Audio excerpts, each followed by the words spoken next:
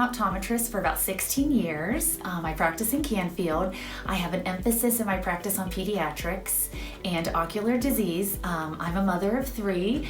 So when everything came up this year in March that the kids would be out of school and learning from home with the distance learning, it's been a challenge having the kids all at home with me. But also I knew there would be some problems with moms and kiddos with their eyes. Everything's on the computers. The kids are getting their assignments and things, phones, computer screens.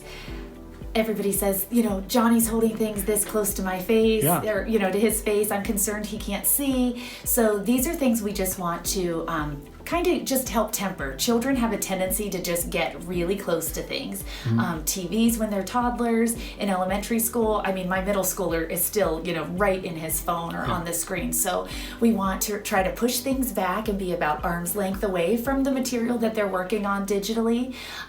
We also just want to, I always go by the 20-20-20 rule, and that just means for every 20 minutes of our up-close time spent on a computer or even reading in a book, you should take a 20-second break or more and look at something 20 feet or further away. So if you can remember that 20-20-20, it's just a real quick way, even if you do like a quick stretch or something, just to kind of give the kids a little bit of a break, because all of us, our eyes are more comfortable, focused far away. So when our eyes converge, they both kind of turn in a little bit, and that's to look at things up close. And that can get strenuous. It's like flexing a muscle for a long period of time. It gets tired. So then kids start rubbing, and there's all kinds of issues. So just because your child holds something close does not mean that they need glasses, just to reassure people. So that's something to keep in mind. Okay. My high schooler's on his computer 6, 8, some days 10 hours a day, and literally he is just doing homework. So it's a huge concern and demand for these kiddos. And with that comes another major concern. Parents have come up to me and asked about it. I've been concerned with my own children, the blue light that is coming off of these screens. So blue light, I'm sure you've heard about it, but basically what it is it comes from the sun. It comes from any LED screen, so computers, flat screen TVs, our phones, all of these things are emitting this blue light. And what's happening with that, studies are showing that we are kind of getting some issues in the retina. So here's a model of an eye, and light is entering in through here in the front of the eye. It travels through the center of the eye, and it hits the retina, which is the lining of the inside towards the back. And they're thinking that the blue light damages that part of the eye, and the retina is what we need to see. So it almost acts like macular degeneration in older patients.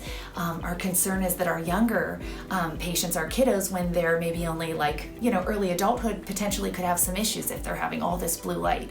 So it is a valid concern. Things we need to be careful about is when we stop using the devices per day. So they say roughly 2 hours before bedtime, it's a good idea to not be around blue light.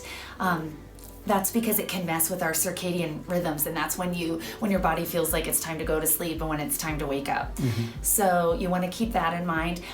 Also, the whole thing with are there glasses or something you can wear? Yes, there's filters that you can put on.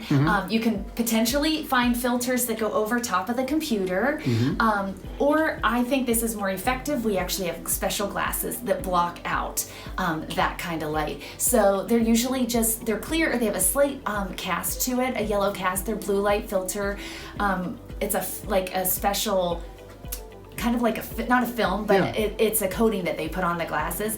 I've had some patients say they pick some up at Amazon for $20. I don't know how effective those are.